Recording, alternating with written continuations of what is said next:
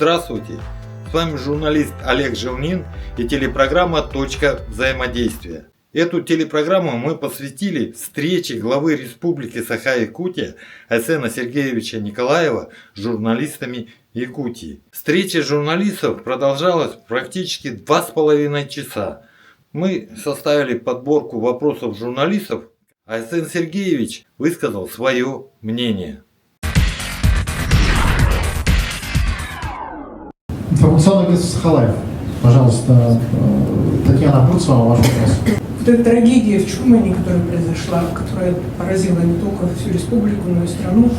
Как вы думаете, что нужно изменить, какие меры принять на федеральном уровне, чтобы добиться того, чтобы дети не погибали от безнадзорных собак? Конечно же, вот эта трагедия, которая произошла, это вот говорит о том, что, к сожалению, неправильно принятые какие-то нормативно-правовые акты и их просто бездумное им следование, оно рано или поздно к таким трагедиям приводит. Вот. И те изменения, которые сейчас вот у нас в республике приняты, например, да, по закону были, и которые потом как раз, к сожалению, там оспаривалось в судах некоторыми зоозащитниками, они же как раз были направлены на то, чтобы появился легальный такой механизм решения этой проблемы. Понятно, что да, безнадзорные животные, это животных надо любить, их надо защищать. Вместе с тем, я считаю, что абсолютный приоритет человеческой жизни, тем более жизни детей, это приоритет, который не должен подвергаться никакому сомнению. Вот. И если есть вот угроза вот возникновения таких конфликтов, когда человеческая жизнь или человеческое здоровье могут пострадать, конечно, выбор должен быть всегда в эту сторону. И я уверен, что вот этот все равно законопроект у нас будет до конца принят, в том или ином виде, так, республиканский, и в других субъектах они сейчас принимаются, и реальный механизм будет построен. Ну а муниципалитетам при этом не надо просто прятаться за, еще раз говорю, за невозможность реализации своих полномочий, а надо их просто исполнять. У нас, к сожалению, до сих пор случаи, когда вот те же средства, которые через департамент ветеринарии выделяются муниципалитеты, они не осваиваются. При этом собаки эти спокойно там бегают. Но еще раз говорю, что просто вот исходя из каких-то благих побуждений принимать законы, которые могут поставить под угрозу жизнь и здоровье людей, я считаю, что это неправильно. Тихонова Лена, информационное агентство «АБ Якутия». Какая работа ведется за качеством строящихся объектов? У нас большое количество объектов не вводится в срок вовремя. Мы и так сейчас вводим рекордное количество, да, но могли бы еще больше вводить. Но для того, чтобы, конечно, в последующем такого не было, надо контроль не то что ужесточать, да, надо контроль качественный. И самое главное не то что контроль. Проекты надо правильно делать и изыскания проводить тоже правильно. Поэтому, опять же, вот если вы послание слушали, может вспомнить, я там отдельный абзац специально отметил, что правительству необходимо создать, преобразовать нынешние какие-то учреждения и создать современный такой проектный институт, который бы совмещал в себе и опыт изыскательский, и современные цифровые уже технологии по проектированию, которые не будут, ну скажем так, позволяет допускать такие ошибки, которые, к сожалению, сегодня выявляются. Поэтому в первом квартале, я надеюсь, такое решение будет принято. Денис Адамов, Якутия Инфо. Вопрос касательно недропользователей. Известно, что у нас в республике существуют многих так называемые социальные контракты. У нас вот таких соглашений с крупными, я так скажу, недропользователями уже порядка 40 по республике, а если считать с муниципалитетами, с муниципальным образованием их уже около 100. Вот, раз. Во-вторых, за последние годы мы достаточно неплохую уже систему работы выстроили.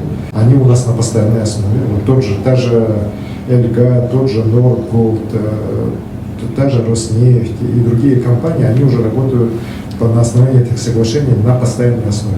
То есть это решения, которые они выполняют по оказанию той или иной поддержки республики, это уже на ежегодной основе. Вот, та же Эльга, она сейчас, например, по 150 миллионов рублей в год перечисляет через фонд будущих поколений. Половина идет на мероприятия на территории Новоилинского района, а половина уже на территории республики, в том числе вот поддержка молодежного фестиваля «Мусуста». Но при этом та же Эльга, например, она за счет собственных средств уже акционеров сейчас финансирует строительство под Якутском, в районе Жадая, вы знаете прекрасно, огромного образовательного комплекса. Его площадь, знаете, 60 с лишним тысяч квадратных метров. Вот. Огромный комплекс, он строит, но я сумму здесь озвучивать не буду, десятки миллиардов рублей, которые финансируются, еще раз говорю, из частных средств акционеров компании. Вот. И в дальнейшем эта школа будет, например, содержаться, они говорят, только исключительно за их счет. А учиться там будут наши обычные дети. Там никаких спецнаборов и так далее не будет. Там вот как раз дети Жатая, Сатава. И есть у них категория, на которой они настаивают, дети с ограниченными возможностями, дети из приемных семей. Ну, вот та категория, которая социально не защищена, они хотят, чтобы она у них обучалась. Сейчас у нас бюджет, во-первых, вырос почти уже в 2 раза, да? Но при этом доля Алроса у нас сократилась до 20-25%. Все остальное это уже другие компании. В этом году впервые у нас золотодобытчики 20% доходной части нашего бюджета заплатили налог. Информационное агентство Якутия Медиа, Алена Подковырова. Так, у меня вопрос касается транспортной доступности северных и арктических районов. Относительно субсидий, которые вот вы в послании сказали, что нужно сохранить на том же уровне, удастся ли это сделать в таких вот расходах, которые будут в бюджете, получается? Вы знаете, я дал поручение правительству, вы должны исполнить. Если не исполнить, то мы с них спросим. Так? Но я уверен, что задача по обеспечению населения именно транспортной доступности в северных наших арктических районах, она абсолютно приоритетна. Вот это решение, которое я принял, когда мы в разы увеличили субсидирование, довели его до 1 100 000 000, если не ошибаюсь, миллионов из бюджета, вот по итогу 24 года такая сумма, она реально позволила кратно увеличить количество людей, которые на севера летают по субсидированным билетам. Это огромная поддержка для них, и она должна быть сохранена. Владимир Ермаков, КТРК. По поводу газификации 4 районов, которые проходят вдоль трассы и Силы Сибири, собственно говоря, как вы относитесь к этому проекту, да? И каковы его перспективы, если учесть, что Алданский район, это самая такая, сегодня осталась крупная угольная генерация тепла. У нас по соглашению с «Газпромом» порядка 30 поселков Ленского, Лёкнинского, Алданского и Нерубинского районов должны быть подключены к газу от Силы Сибири.